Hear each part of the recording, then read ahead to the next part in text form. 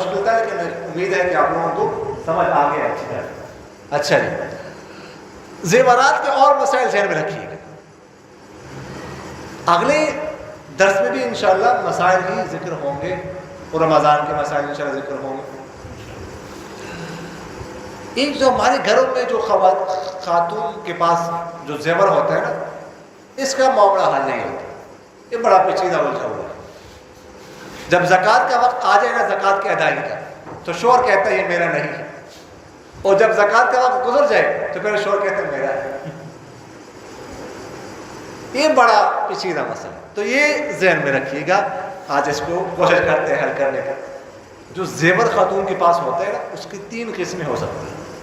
پہلی قسم کا زیور ہوگا جو لڑکی بیوی لائی ہے والدین کے گھر سے جہیز، یہ تو لڑکی کا ہے، بیوی کا ہے، اس کی ملکیت ہے، لہذا اس کی زکوٰۃ بھی بیوی پر واجب ہے۔ بیوی کی ملکیت الگ ہے، شوہر کی ملکیت الگ ہے۔ بیوی کی زکوٰۃ شوہر پر واجب نہیں، شوہر کی زکوٰۃ بیوی پر واجب ہے۔ البتہ اگر شوہر بیوی کی زکوٰۃ ادا کرنا چاہے تو ادا کر سکتا ہے، لیکن وہ پابند نہیں ہے۔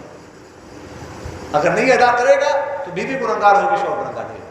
اسی طرح اگر شوہر کی زکوٰۃ بیوی ادا کرنا چاہے تو ادا کر سکتی ہے، لیکن پابند نہیں۔ تو پہلی صورت۔ دوسری صورت، وہ زیور جو لڑکی کو مہر میں دیا جاتا ہے۔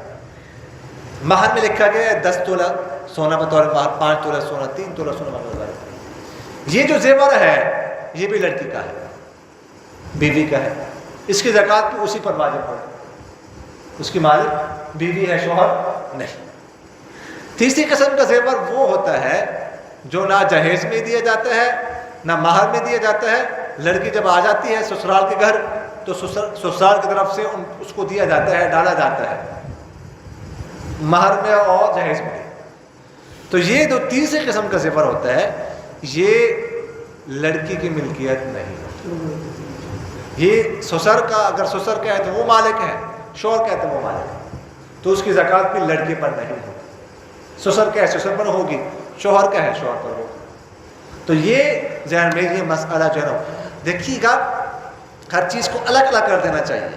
یعنی ہمارے بزرگوں کے بارے میں تو یہ بھی آتا ہے، یہاں تک لکھا ہوا ہے کہ وہ اگر گھر میں کوئی لوٹا لاتے تھے، لوٹا پانی کا لوٹا نہیں ہوتا تو اس کو بتاتے تھے، بیوی کو کہتے تھے یہ آپ کا ہے یہ میرا ہے، تاکہ بالکل ہر چیز الگ الگ ہو، کوئی پیچیدگی نہ ہو۔